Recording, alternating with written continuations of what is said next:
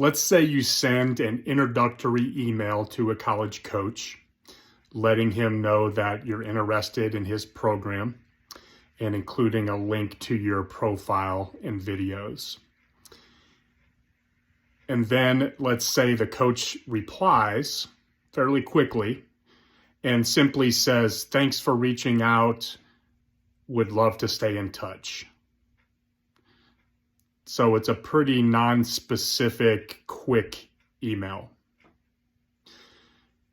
So what you should do as a prospective student athlete is reply and ask another question. So when you're replying to coaches' emails or text messages, always put the ball back in the coach's court and ask a question for them to respond to. Okay, so in that example, if the coach says, "Would love to keep in touch," you could say, "Thanks so much, coach, for reaching out. I also would love to stay in touch. Would you mind getting on a call with me in the next few days? I'm available at these specific times. Would any of those times work for you?" Okay, so that's one example of putting the ball back in the coach's court. Okay.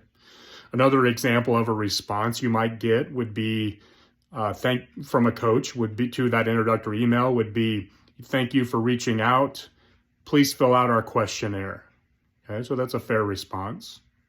If that's all they say, then make sure, number one, you fill out the questionnaire, but then get back to the coach, reply and said, "Hey, coach, thank you for getting back to me so quickly.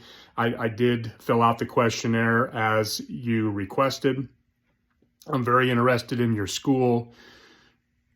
Could we have a phone call, set up a phone call in the next week? These are some times I'm available."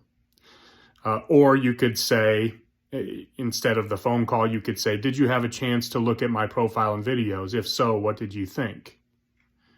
Okay? And sometimes when you put the ball back in their court, they're not going to, some coaches won't respond back. And that is a clue or indication that their interest level probably isn't super high, at least at that point in time.